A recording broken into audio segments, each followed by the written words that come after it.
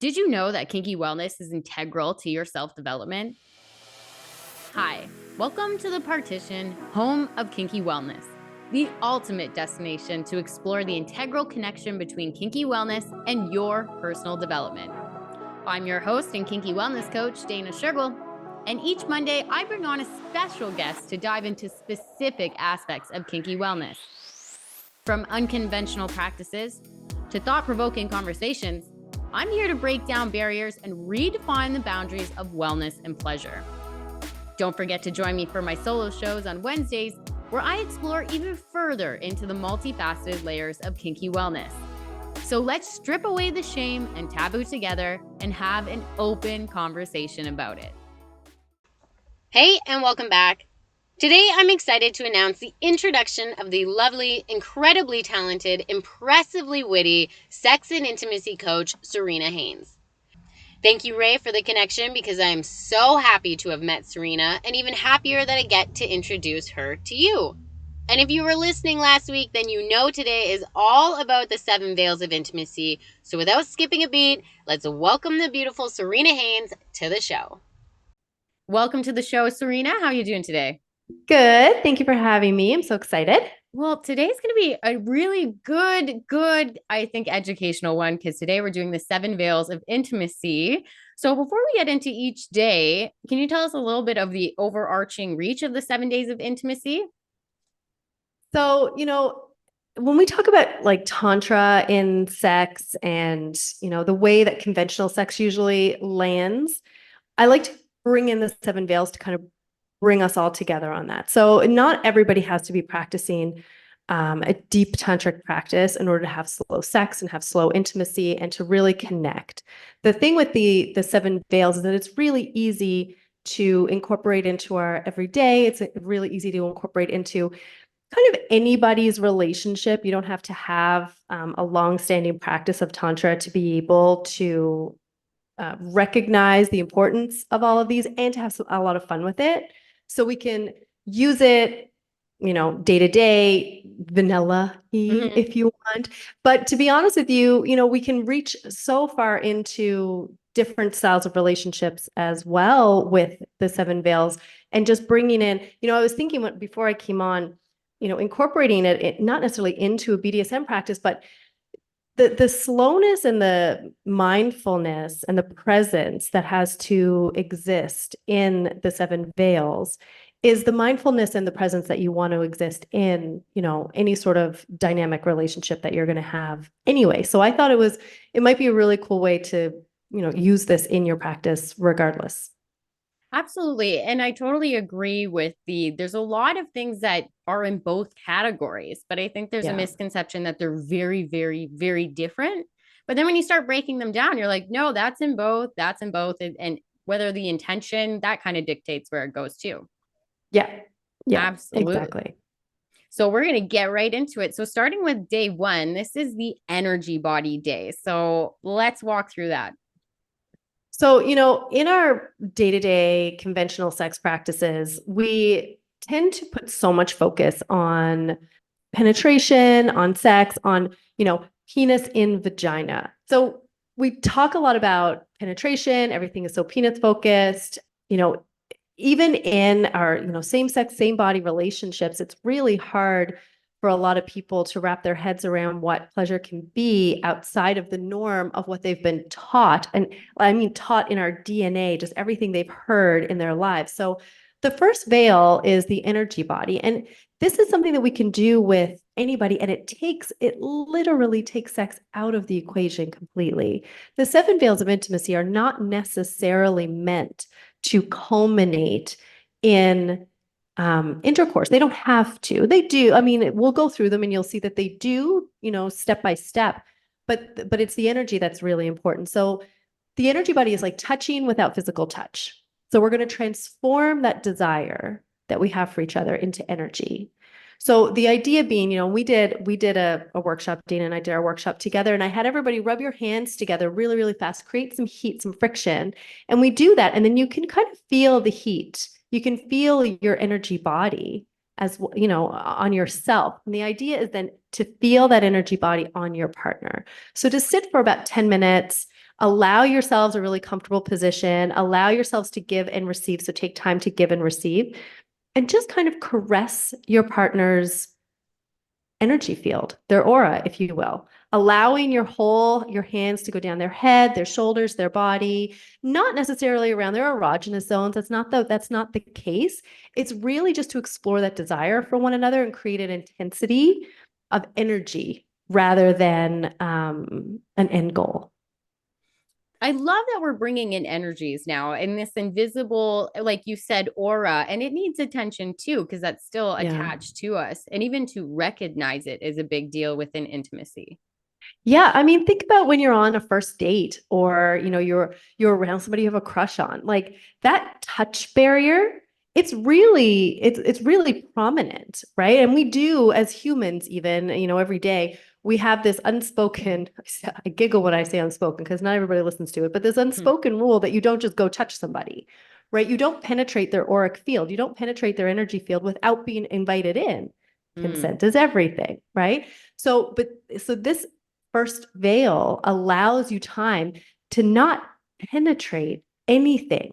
You're just touching, you're just feeling. So you're not actually going in for the physical touch. You're sitting in their energy field and just allowing this desire to creep up. And then it's an experiment for yourself as well, because we don't have to be, when I talk about these, people go, well, I'm not into that, woo-woo stuff. I don't really do that kind of energy work. And I'm like, babe, you don't have to. If you've walked in a room, you've sensed people's energy. You've just not maybe had the words to describe it. You've sensed the, sexual or erotic tension between you and a crush or a partner or whatever. And you just haven't really had the language to express it.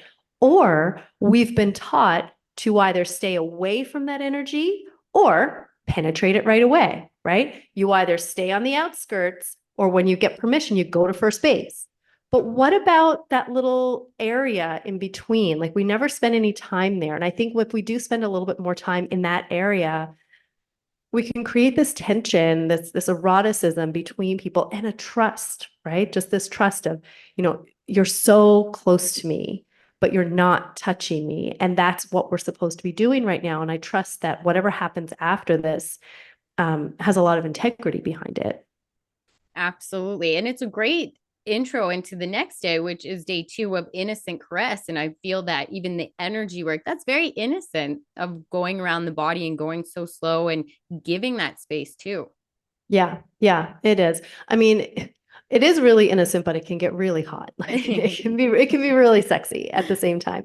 But yeah, so the second veil is innocent caress. And so this is just gentle touch of like the face, the hands, and discovering each other through that innocent intimacy. So again, not touching all of the erogenous zones. Your goal is not, physical turn on necessarily the way that we normally think about it, right? So once we're piercing through the energy field to make that first contact with the physical body. So now we've been on the outskirts a little bit, and it's the first time we're going to pierce that energy field.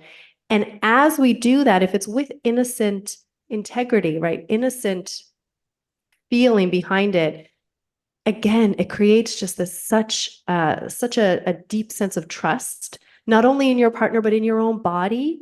You're not braced for something that's about to come to you. You know that it's going to be very gentle, and it's so tender, and it's just, very delicate. And there's a lot of the times if we're doing this and there's the partner who maybe is in a male body who's never really experienced tender touch before. It's not something that males experience as much as us in our female bodies. This is what is expected for us. We expect to be touched with tenderness, and when we're not, it's a problem. But our male partners they don't always expect to be touched with tenderness. They want to be touched with animal lust kind of thing, or is what they think they want anyway. But they're very lonely on the inside when it comes to wanting that slow, intimate touch. So it's a really, really great way to, touch the face, touch the hands, the shoulders, the arms, maybe the thighs, but not the sweet spot of the thighs, but like the outside of the thighs and the knees and things like that are just, there's nothing there other than I love you. I love your body. I love what we're about to do. I love the feeling of my fingers on your body. I love the feeling of your body on my fingers. And then being in that present moment, again, taking the goal away and allowing yourself time to sit in that presence, right? So, I mean, think about that for a minute, even in a BDSM practice. I mean, it's the key component is to develop that trust, take time, allow presence, allow the body to warm up to you, allow your soul basically to kind of like warm up to the idea of what's about to happen, regardless of if there's impact or any other sort of play or even power dynamics, to just kind of take your time to move into that rather than, you can't just jump right in. But that's what we do in our conventional sex, right? We jump right in and we miss so much. Well, I completely agree with that statement, but I also like your statement about what men think they want, about the rougher touches, and then being kind of maybe caught off guard by how much maybe they're intimidated by the softer touch or the innocent touch. But do you find that a lot of men are surprised about how much they like that? They pretend to be surprised, Okay. but they know they know deep down that it is something that they wanted and that they've Yeah. always wanted. And they've just not had and they even have the language to ask for it. They just don't think they're allowed to ask for it. Yeah. Asking for soft touch as a person in a male body who's been socialized as a man, socialized to be, the leader and the go-getter and the protector and the animal, the lust and the primal, to say, babe, can you just like rub my collarbone a little bit more gentle? Like I love when you stroke my face, or I love feeling, you hold me in a tender way. Sometimes, it makes them feel emasculated themselves, not the touch, not the action that's happening, but, that the conditioning, those scripts that have been laid inside of them. It brings up this emasculation inside of them, and because it's considered a feminine touch, and it isn't. It's just tender. So we need to think about it more. Yeah, I think using the word tender is a beautiful word to do. Tender and delicate rather than feminine or masculine, But yeah, they pretend to be really like, oh, I didn't know I was going to like that. And you could look into their eyes and you know that they've just been yearning to be held and touched and loved from a place of gentleness for a really long time, because it isn't something that they experience almost anywhere else in their lives. I don't know. The world is against the men, the world is against the men, and, the working world is just beating them down, and the financial world is beating them down, and they've got to protect and provide for families and do all these things. Like they constantly have to have their guard up, and it's a really beautiful space to be in when you can put that down with a partner. Oh, I love that. I love that so much. So the next day that we have is exploring the landscape. And so I would assume this has more to do with exploring the body here. Yeah. Yeah. So the first two, we're fully clothed. We're just kind of exploring really innocent, gentle touch. The anticipation begins now with exploring the landscape. We're going to expand that a little bit more, where your hands can, very gently explore your partner's body under clothing, or even if the clothing is off. Again, erogenous zones are still left, wanting, waiting, begging. This is the point, right? We're building that tension, but then allowing your body to now actually touch the skin of your partner, and to, we can move through the erogenous zones. Like if somebody was to kind of drape their fingers over my breasts, that would be a lot different than, stimulating my nipples or stimulating me in that kind of way. So we don't have to be, I say that because, a lot of people, they're very, point by point, and it feels really robotic if we're being too mindful of what we are and are not supposed to do. Nobody, the veil police are not going to show up and, say you did that wrong. So but allow your body, allow your fingers to just explore your partner's body in a different way, under the clothes, on the skin. What does your partner's skin feel like? What does it feel like to you when you're giving that touch? That's something we never really think about too much. As a person giving pleasure, a lot of the time we think about our partner's well-being, right? We think, how does this feel to our partner? How do I want my partner to feel? What do I want to do to my partner to make them feel good? But how often do we sit and say, what does that feel like under my skin? How does it feel? Like, where is a part on my partner's body that I love to touch? Like, I love the the crinkles on my partner's knuckles. It feels really cool on my fingers. And I just want to stay here for a little while. Like we don't think about that. We don't think about taking pleasure from our partners. We've been taught that we're not supposed, quote, to take pleasure. We're supposed to give pleasure, but we give the most pleasure to our partners when we're so present and so excited about being there. And the only way to be that enthusiastic is to really want to feel that touch yourself. So take those moments in presence and mindfulness and feel in your own body what starts to come up when you start touching your partner.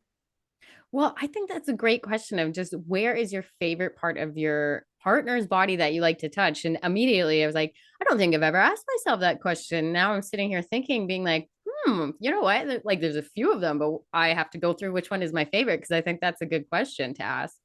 Yeah. Yeah. Because I mean, if I asked you what's your favorite part of your body for your partner to touch, you'd probably be able to answer that relatively quickly. Some of us have Oh, to yeah. think about it if we're put on the spot about something. But the other way around, like we don't really think about that. I love touching my partner's facial hair. I love it. I love it. I love it. I don't know what it is about it. Call call it a Santa fantasy, Yeah. whatever. But like, call me a good girl and we'll be fine. That's so But funny. like, just feel like putting my hand on my partner's face and rubbing that side just where his facial hair is. Like to me, that is, it's tender and nourishing for me to give, and it feels really protective. It feels really beautiful for me to receive giving that touch. It makes me feel really safe and really kind of held when I'm the one giving that touch on that part of his body. Yeah. And I think the beard is a pretty underestimated area as well of the body to touch. Like Yeah. I Yeah. rarely think I hear that too. Well, think about it. And I say this a Yeah. lot for people too with pubic hair. Some of us have pubic hair, some of us don't. But for those of us who don't, and you don't really know what the reason is, sometimes there's a generation of us that just were told we were supposed to just have a little landing strip, and anything Yeah. outside of that was absolutely disgusting. Thanks a Mm. lot, media, Yeah. not true. So there was a whole lot of people who have a completely different mindset on that. But how many of us love a head rub? Those hair follicles moving around on your scalp. I mean, people like that's not only erotic, but it's gentle and it's relaxing. So your facial hair would feel the same way. Your pubic hair on your pubic mound is one of the most erotic, beautiful places to spend time just giving the pubic mound like a head rub.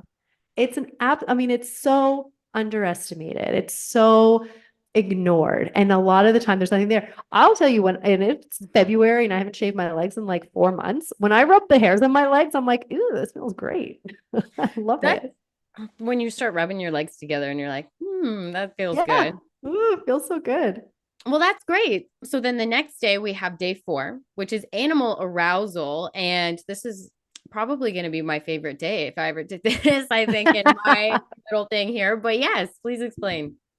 Yeah, so animal arousal is supposed to be very playful. Okay, so this one really does throw couples for a loop sometimes when I'm doing these workshops. And I'm like, okay, now we're going to get into the animal arousal. And people think that that's really just, human primal arousal. And I said, no, no, no. We're going to be licking, biting, sucking, you know, butts and breasts are everything's open. Everything is Yeah. open, right? No nipples, right? No clits, no anuses. We're still settling in on just kind of getting to know each other's body parts.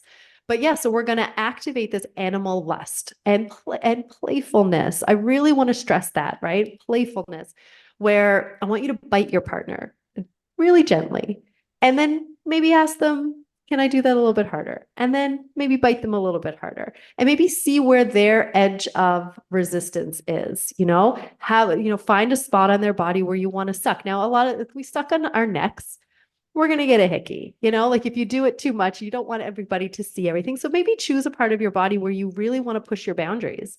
Maybe the inside of your thigh, maybe your butt, maybe your lower back or your hip, or underneath your arm, somewhere where that skin is really loose and can really take a sucking, and allow that to happen.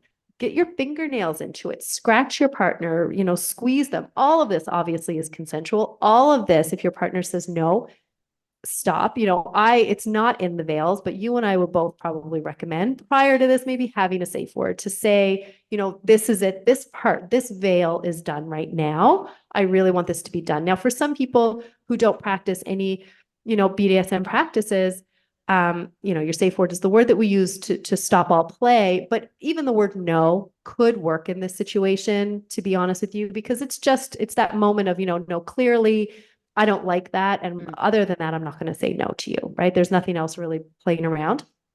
I want you to wrestle with your partner.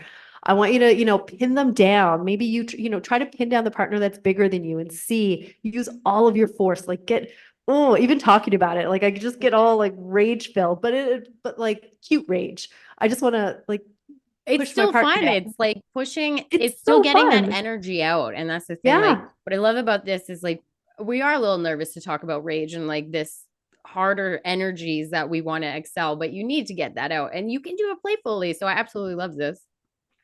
Yeah. Obviously. Yeah. Right. I know. And I think it's a really cool marriage of slow intimacy and maybe something a little bit harder for those of us who, I have people come to me all the time in my practice and the words that come out of their mouths are, I'm so vanilla. And I'm like, okay, well, A, there's nothing wrong with being vanilla. We've considered that such a bad thing these days, but it's not. But then B, I'll ask them about their practices and, sure enough, they're maybe using a vibrator on the kitchen counter and doing it while the neighbor's gardening in their back lawn. And I'm like, oh, baby, you're kinky. Yay, yeah. Congratulations. And explaining what that means to people. So marrying in, a harder, more animal, primal play with a soft, intimate, background, it's going to play on all of those senses together. So this is supposed to still build that tension, build this arousal, build this eroticism with your partner.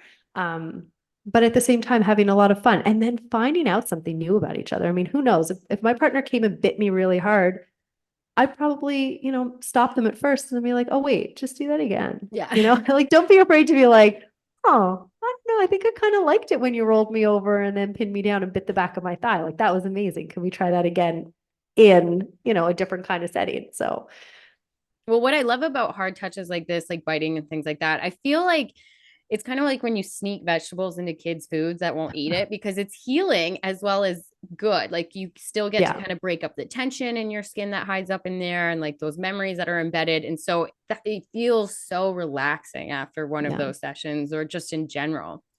Yeah. Yeah. And that's it. Right after the session, you're like, oh, it's like I don't know, like a gym session, for goodness sake. There's nothing better than feeling so spent, right?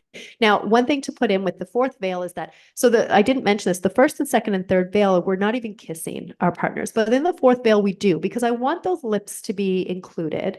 I want your lips to be included, the sucking, the nibbling, the moving around, sucking on the tongue, all of that. And then that mouth to mouth contact is going to really push forward the erotic arousal and tension that's going to happen. Okay, so for the first 3 days, do you recommend to people like you can't have sex going back to your room, or is it kind of, are there general rules around those days? I mean, it really depends. Here's the deal. I can't stop you from having I can't stop you from having all the fun. But the idea is to build up the tension, right? So let's say we're in. So I do this a lot. I would do this in a retreat situation. I've done it in workshop situations. In workshop settings, it's a couple of hours usually. I did this with you guys. Dana and I had a workshop together, and it was condensed into an hour. So that was really quick. So nobody was doing the other things. But even in a workshop setting or a couple of days, the idea is that by day 5, 6, 7, you have so much erotic tension built up in you and in your partner that the intimacy that you're going to have, maybe the sexual encounters that you're going to have, however that sex looks for you, because it doesn't have to be the same for everyone, is so steeped in tension and erotic desire for one another and presence that you'll find something different. Now, with all that said, if you play with the energy body on the first day and you find that when you go back to your room or you're alone and you guys really want to get physical with one another and you've noticed a different presence and mindset because now you're paying attention to that first veil and that energy body, success, right? So It doesn't really, I can't stop you from doing that. Okay, perfect, I perfect. recommend building as much tension as possible. But if anything, it's there to kind of help create that fun. Okay, wonderful. Because the next day is day 5, which is skin to skin. And I do believe I saw a note that said no intercourse this day. Yeah. Yeah. So this is it, right? I mean, if we're going to follow the veils, Mm-hmm. there's not supposed to be any intercourse. If I'm on a retreat with Oh, okay. somebody, yeah, there's not supposed to until we get to like day 6, day 7.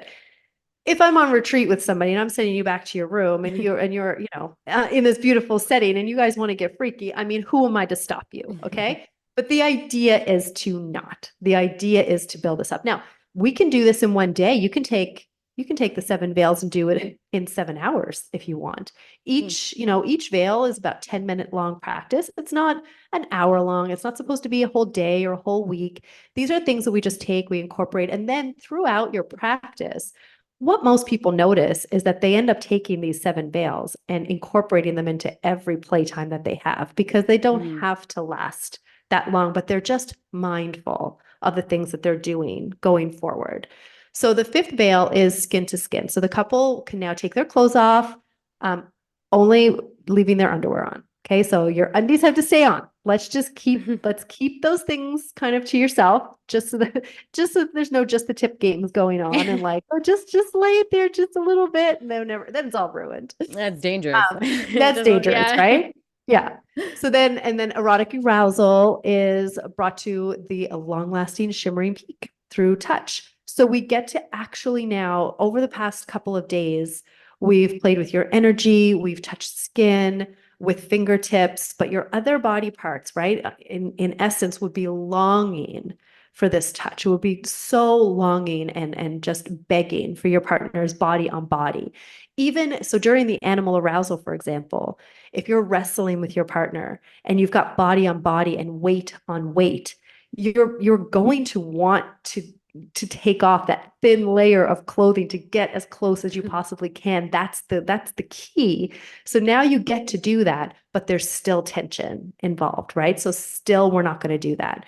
So maybe we play little games, like maybe there's a lap dance given, some teasing, maybe there's, just kind of taking your clothes off slowly. Maybe you undress one another while making eye contact, or maybe you undress your partner and you direct your partner to look at your certain body parts. That's sometimes a really hard thing for women specifically to do, is when we're standing, let's say I was standing in front of you, Dana, and I took my top off and I said, look at my left breast.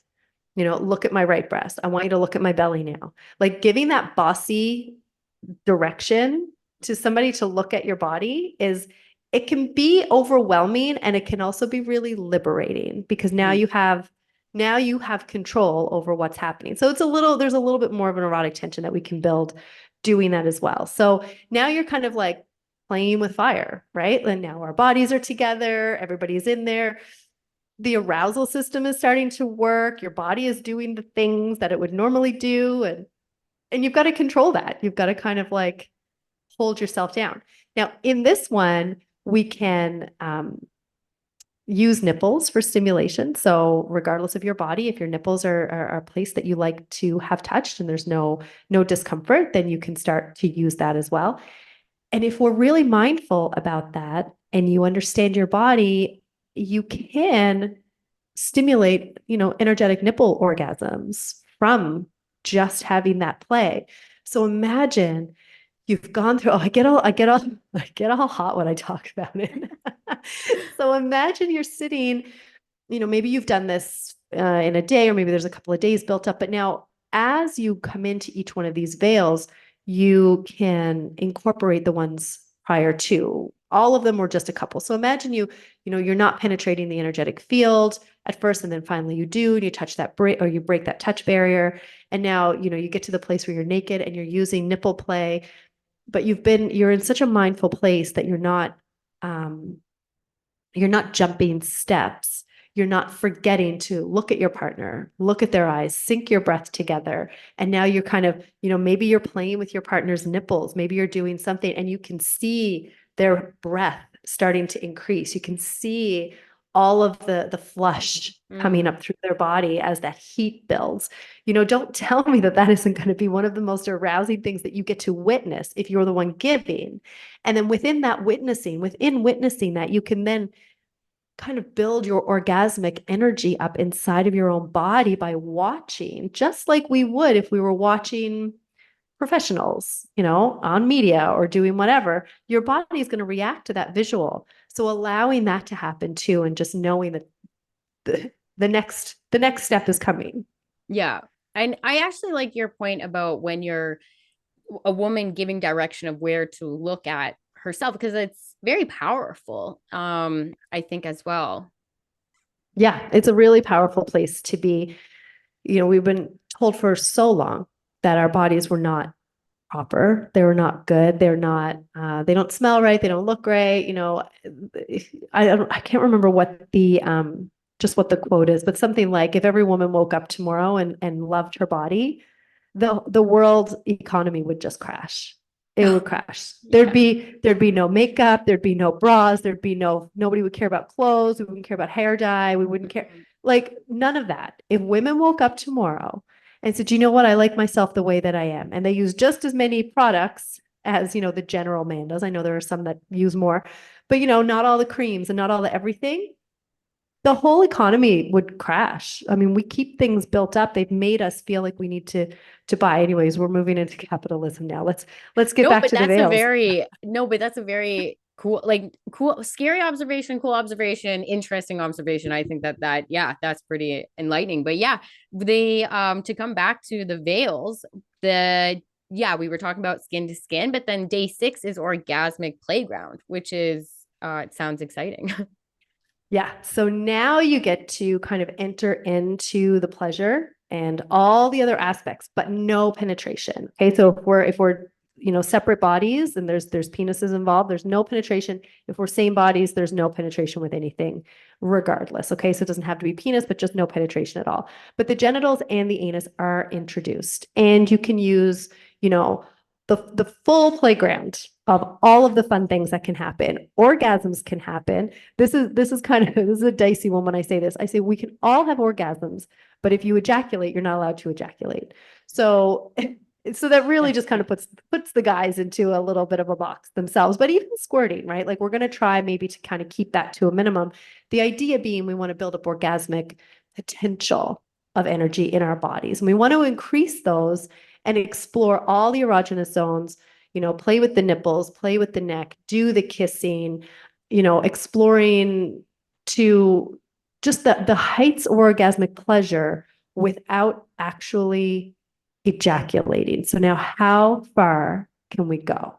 How far can we go before we have to rein that back again, right? So I always talk about the pleasure scale. So we have this pleasure scale in our bodies, and I use this for so many different teachings, but 0 is nothing. Nothing's happening. We have no arousal, nothing. And 10, we've had our orgasm, ejaculated, done the thing, we're making sandwiches. Okay, it's done. It's over and we're finished.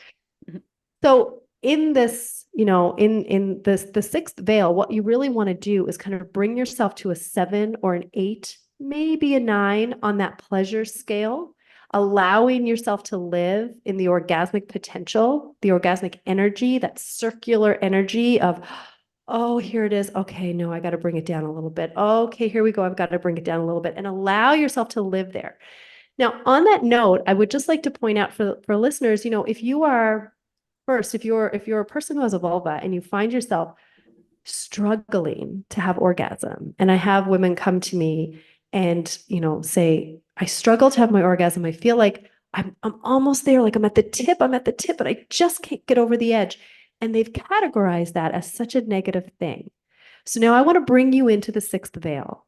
The whole point of this, you're going to be a rock star at this. You're going to be a rock star at the 6th veil. The whole point is to live at 8, 9, right? Allow yourself that moment. What would happen if we redefined for people what it felt like to not orgasm, to not, quote, right, not be able to orgasm?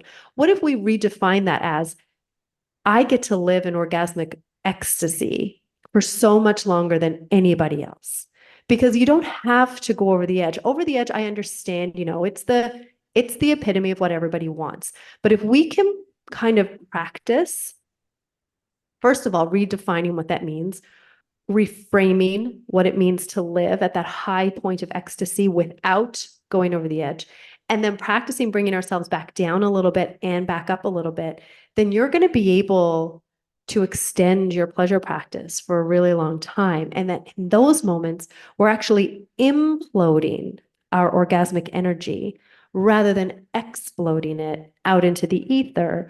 We can use your breath to implode that through your body. So now if you have a penis, if you're a person with a penis and you come to me and you say, well, I have delayed ejaculation and, I can never get there, or early ejaculation and I need to learn how to edge a little bit, right? Bring myself up and bring myself back.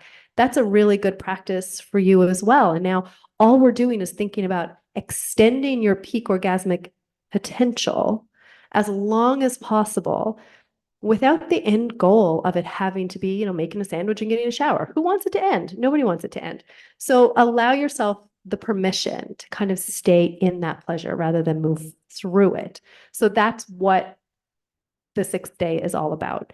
It's tasting each other, it's holding each other, it's, your mouth can explore different places on your partner's body. You do it all, right? In the conventional way, we're going all the way to third base, maybe even halfway to home, right? Like you're going all the way and enjoying all of those things, but you're going to stop yourself before you go over the edge and try to breathe through that orgasmic energy just for a little while. We're not going to keep it from you forever, but just for that little while to kind of build up that erotic tension. And I find that when you do that, you can have more powerful orgasms when that point shows up, which can be even more exciting. So that comes to day 7, which is our divine union. Right. So the divine union, people are all like, well, I'm not religious. I'm like, no, we're not talking about that. The divine union is really just bringing yourself. If, it depends on how we talk about this. If I'm being completely honest, even the way that the veils talk about, the sex, it's very penis-centric still, right? Already we've talked about no penetration. We've talked about no ejaculation. So it's still very penis-centric, and it doesn't have to be that. It really is just, no physical union in whichever way that is, with fingers, with toys, with penises. This is a really inclusive practice. And it's I feel like it's very important to kind of put that out there. But with that divine union, it's finally taking insertion and inviting, if you do have a part of your body, because this can happen with same-sex male couples, for goodness sake. If you have a part of your body that enjoys insertion, this is the point where now that permission is given to enjoy that union with your partner. Okay, so by now, we've enjoyed the physical and emotional and energetic connections, right? All of the subtle bodies that we have in our, in our arousal system and our eroticism are more prepared for this union. I always suggest, and it really doesn't matter to people, but like I do suggest that people sit in what's called a yab yum, and it's really just it's a Sanskrit word, but it's meant to have one partner on the bottom, normally the partner who is going to do the insertion, and the person receiving the insertion is sitting on top. Okay, so I would be sitting on the ground, Dana, maybe with my back to a wall, depending on if I needed some support. And then you would be like straddling me on top of me, and we'd be holding each other in kind of a sitting position, if that makes sense. Mm-hmm. So that would be the yab yum style of positioning. And if you are then you have insertion of whatever kind, whatever you're using, you just sit in that moment. So again, the sympathetic nervous system is kind of taken out of it. The goal-oriented jackhammering, if you will, is taken out of it. The performance aspect of it is taken out of it. Nobody has to be more cardiovascularly fit than another to make this happen.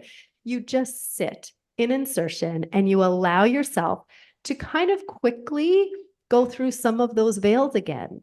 Now you're in penetration, you're in insertion. Allow your hands to explore your partner's energy body. Then allow some innocent touch on their bodies, their face. Look at your partner, kiss them, nibble their lips, nibble their neck now, right? So now we're getting into the animalistic part of it. Allow your body to play with their nipples, or allow your skin to press up against one another, and just rubbing their lower back and squeezing their bum cheeks and doing all those things. So now we're going through each veil in this moment. And it really is just creating a different style of intimacy, a different style of sex, a different style of erotic connection for each other. So now while we're in that deep union and you're just sitting in it, my tip is to just pay attention to your body for a minute. The classic way, the conventional way of us thinking about sex or intercourse or insertion in any way is that it's just this in and out constant, right? It's this in and out, or like these weird movements that everybody's kind of doing. Okay. What if we just sat still? What if you were just really, really still and you just sat there and you allowed the intuition of your sex, and I mean your sex energy, your sex organs, your pleasure centers, and you allowed that bodily intuition to take over and just see what happens. Now, not everybody's going to have the same experience, right? I understand that. Maybe you've got to do it a couple of times. Maybe you sit in this and you both laugh at each other and you're like, that crazy sex girl has no idea what she's talking about. It doesn't matter. You've made a memory. You've had a great time. That's intimacy connected, right? So we're good regardless. There's no losing here. But sit in that and see what happens. And what I want to challenge you to do is, if you have a penis, I want you to start feeling the base of your penis, the base of what, so you're inserted in, but what's the base, your root? What is that feeling like right now?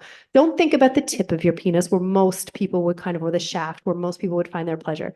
Think about the root of your body. And if you have a cervix, I want you to think about your womb space, your cervix. I want you to think about the insides of your body rather than just your external glands on your clitoris. Think about the internal structure of your clitoris and what that's feeling in that moment.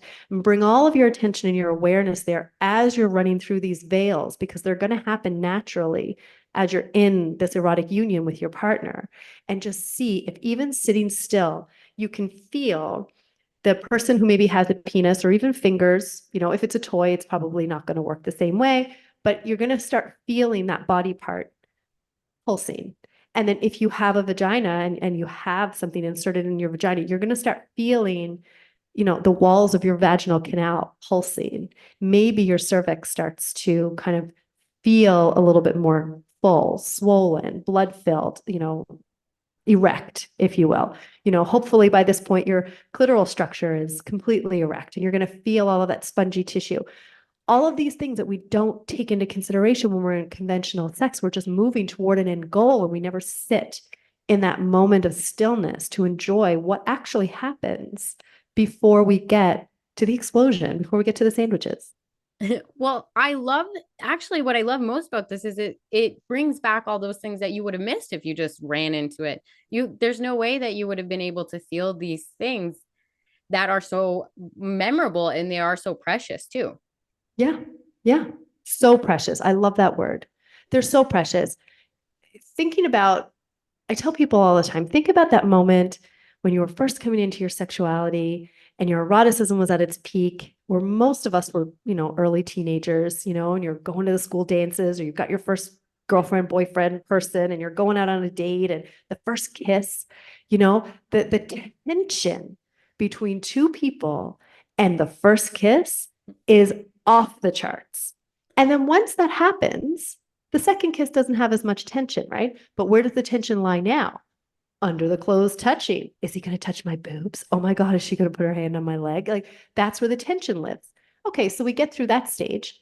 Now there's no more tension there. So now we move through. So what ends up happening is, once we get to the intercourse part, like once we get to having sex with people, the tension that's built up, even if it's with a different partner, it's not as unknown anymore, right? The unknown is taken out of it. We can recognize some tension there, but it doesn't throw us into this tizzy, this beautifully anxious, excited, nervous state of erotic arousal. We're excited for it. It doesn't throw us into that very often anymore. When we do find somebody who throws it into that, for the record, be really mindful, because it could be toxic. Yeah. But we won't get into that. It's another podcast altogether. but those are fun places to live, So the veils bring us back to that a little bit. They build up that tension and build up that presence and mindfulness so that we don't have to, just jump to the end goal. But yeah, I think it's just really important to build up that tension and allow ourselves that space to enjoy each other's bodies without going to that end goal all the time. Absolutely. And that's a misdirection. And that concept is it has to be that. And if you didn't have that big explosion, then you didn't technically have an experience. Like, what is that? No, Right. we got to throw that idea out the window. Exactly. How many people will come to me and say, well, oh my gosh, I didn't have a good orgasm. It was a little one. I go, okay, first of all, we don't quantify orgasms. You had a great time. Second of all, I didn't have an orgasm at all. I go, okay, but did you have fun? And they're like, well, yeah, I had a lot of fun. I'm like, well, then you had a successful experience. I didn't have my first orgasm until I was at 21. I had it by myself and then I masturbated and had orgasms, but I didn't with a partner for a little while. After a little while, I learned how, but all of my experiences before that, and even the experiences that I had without orgasming, I've thought about this a lot and I can honestly say I've enjoyed every sexual experience that I've had. And I think it's bittersweet because not had orgasms with partners, like in my early teens kind of thing, and probably in my early 20s for a little while and not all the time. You kind of have to sit back and go, well, I got to make the best of the situation because like I'm not going to go all the way. But I wasn't mad about it because personally, right, I still could find the playfulness in sex. I could find the enjoyment in it. And I never really took it that seriously in quotes. Like it wasn't, if I didn't come, I didn't come. And if they didn't come, they didn't come. And if we fell off the bed, that was cool too. Like whatever. Let's have a laugh. That's why we're here together. We're here to have some fun and bring some joy to each other's lives right now. So to have that really lighthearted way of looking at things, I think is a blessing, but it's not considered a blessing. We talk about it in such a negative way, right? They didn't bring me to orgasm. They don't know how to touch me. I didn't do this. We didn't get all the way. This embarrassing thing happened. I'm like, those are the things that make your memories, babe. Like you're supposed to have those. Like make those playful memories for yourself and allow yourself that space and grace to enjoy pleasure without it having to culminate in something that somebody made up and put in the movies. Like it's not real life. And it's not real life, but it's also like how our society is it strip the fun out of it because that's what, like you said, making the memories, laughing, doing all those things. And again, they want to put our sex in a box, even with that, oh, you have to orgasm or it wasn't a thing. So yeah, just kind of breaking that down. So I absolutely love the 7 veils of intimacy. I think that you gave so many amazing points and definitely things that people can take home and start doing right now. But overall, like, what would you want your biggest takeaway for the listeners if they were to do this for the whole 7 days to have?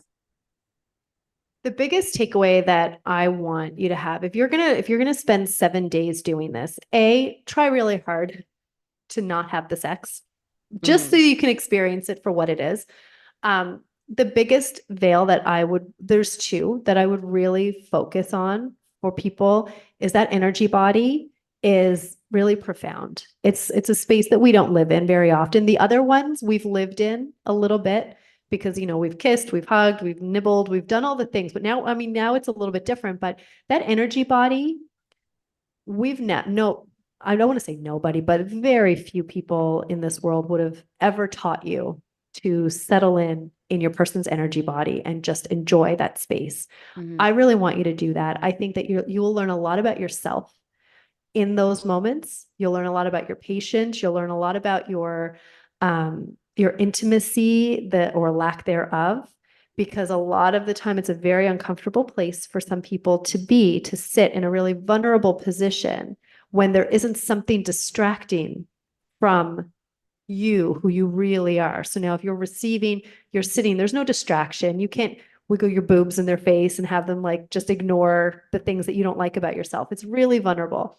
And then the divine union, when I say sit still, I say, really sit still and allow yourself that time. Again, you're going to learn something about yourself in those moments.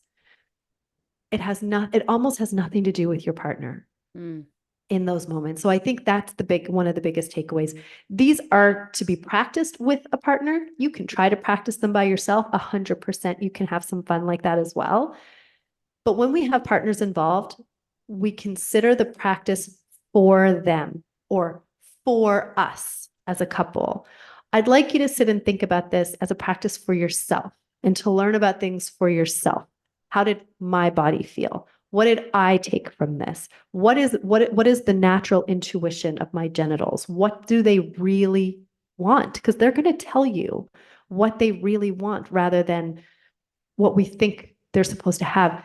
I've had women, honestly, Dana, and it's bittersweet to say, but I mean, I had women come out of this practice and say, I never want to have conventional sex again. Like I don't want that in and out penetration. It hurts. It's always hurt. It's always made me feel uncomfortable. I always just thought I had to take it that way. But sitting in stillness, I found so much pleasure that that's how I want to have sex. And now their partners, of course, people with penises, part of they need a little, I say, quote, need a little bit of that stroking, that massaging of their shaft in order for them to have it. So it's this moment of compromise now. So now there's a few things that we have to get into, but that was a long-winded way of saying the biggest takeaway is to really listen to your own body and to learn about you from this practice. Well, thank you so much for Serena for coming on the show and sharing this. And for my listeners, where can they find you? Yeah, so you can reach me at serenahaines.com, pretty easy, or Instagram is where most of my content is. So that's at Serena_Haines. And all of my workshops, retreats, offerings, everything will be listed on Instagram. I'm on Twitter as well at Serena Haines, but that's just Twitter. There's no real fun content there. Yeah. And on Dana's podcast. Absolutely. Well, I will leave all your links in the description. And for my listeners, I will see you on Wednesday. You guys all know what to do. Stay kinky.